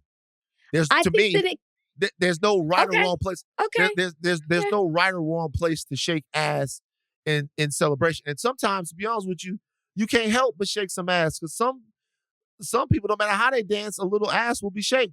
I get why. I understand. I would imagine that it's usually in celebration or for a ceremony or for like that. On top of a slave castle, that's not what they were doing.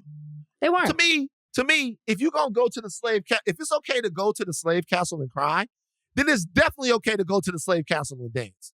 If it's okay to go to the slave castle and cry, it's definitely okay to go to the slave castle and dance.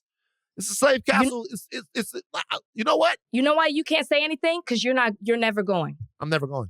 You tell me if you go. You tell me what you feel moved to do: cry or twerk. If I go to the slave castle, I'm a piss on the slave castle. But I can tell you one thing: and I actually wouldn't be mad at that. and to be real with you, twerking on the slave castle. Aha, you guys are gone. Ghana is still here. You didn't kill us. I'm with it. I'm okay with it. Again, if that intention.